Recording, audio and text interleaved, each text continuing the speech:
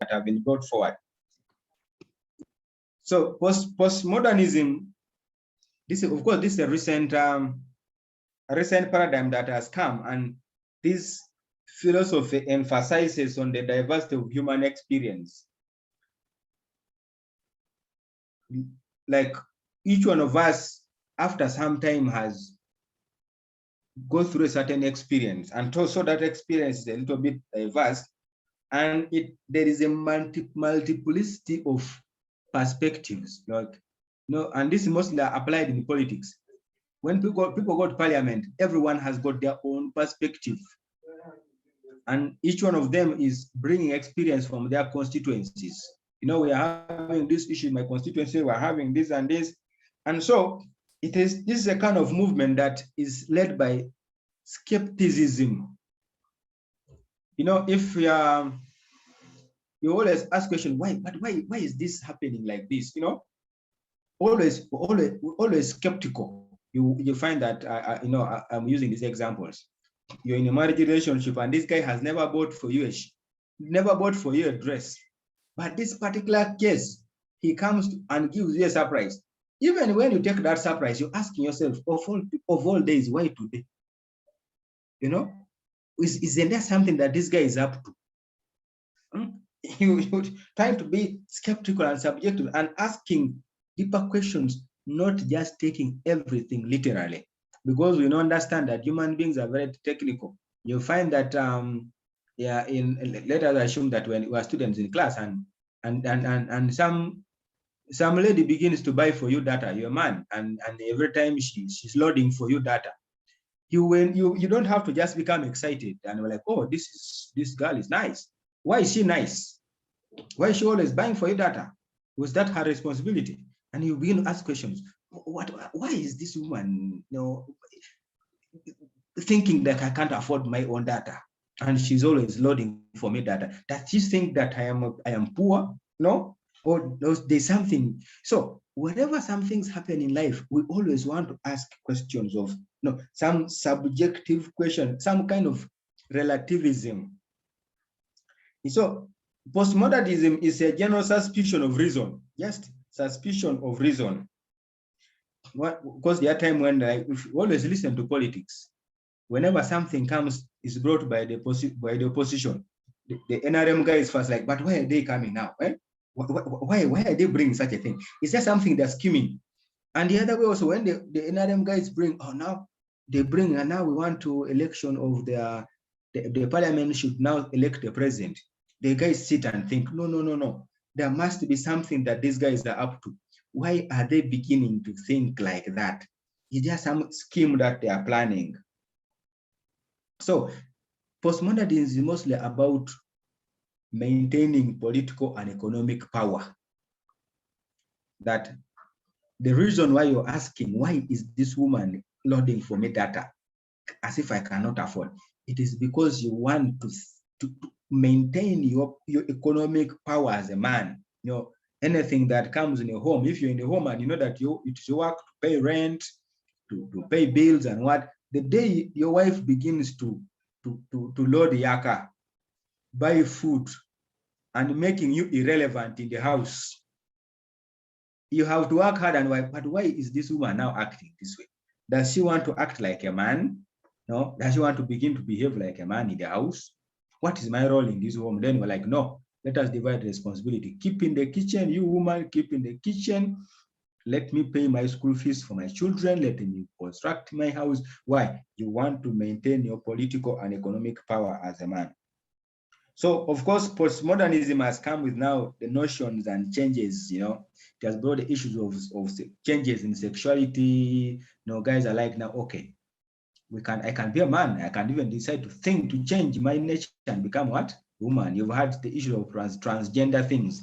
Those are postmodern things, or modern way of being things. They're just people just want to have to satisfy their ego.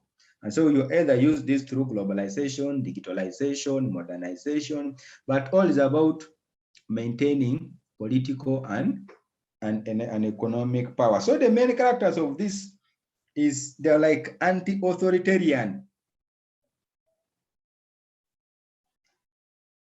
in the family, those days, those days when your father would shout, you coil down.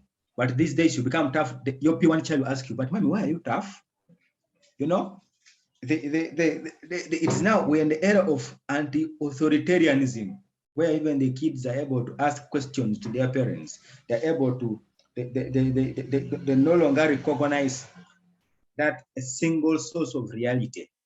That in this family, those days, it is the father who's the lion in the house. But even these days, you can find that you as a woman, it's your responsibility to cane and discipline your children. And the kids know that, no, the authority comes from multiple sources, not one single source. And of course, this has arisen as a result of the collapse in the culture, that there is now pollution of culture, pollution of way of doing things, is mixing as a result of globalization and digitalization.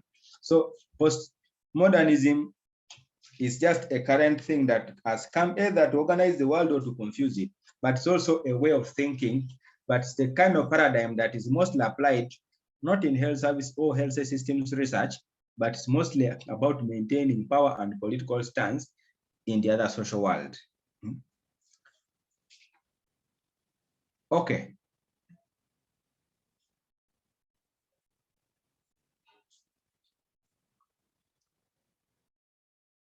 Any more questions, comments? Okay, from what I've discussed, group members of group 1, do you want to add something that I could have missed, or I hijacked your discussion, so I didn't give you direction to take it,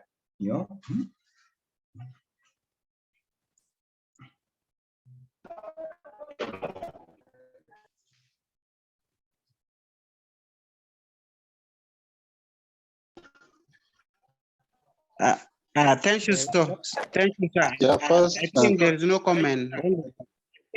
Only that maybe we are going to welcome our two next participants to explain the importance of paradigms.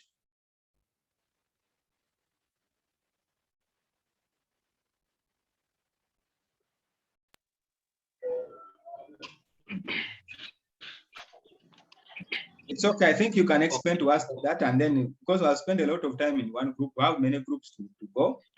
Actually, would have spent like 30 minutes per group, such that we can cover all the other teams. Okay, thank you very much. This is Amos, taking you through the importance of research paradigm. The paradigm defines a researcher's philosophy, orientation, and exerts significant implication for every decision made in the research process, including nature of reality, type, and sources of knowledge, and choice of methodology and method. Yeah, we look at of course, the importance of research paradigm is that it is actually.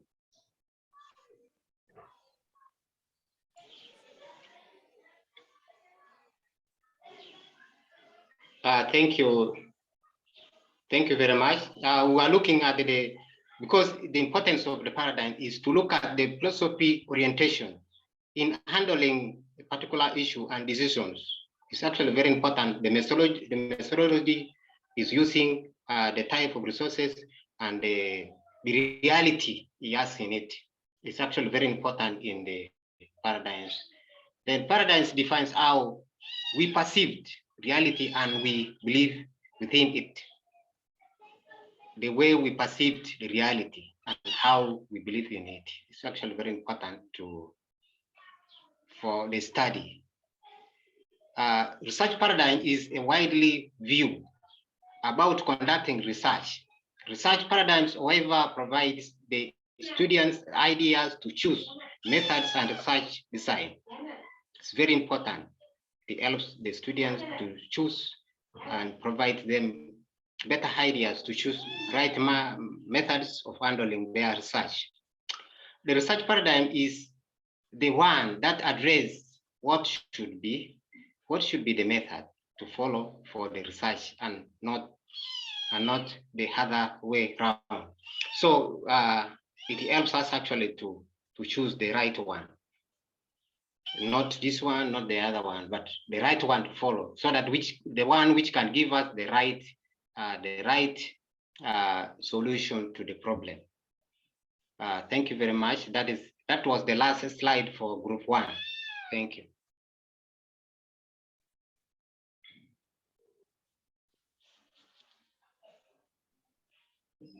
Hello.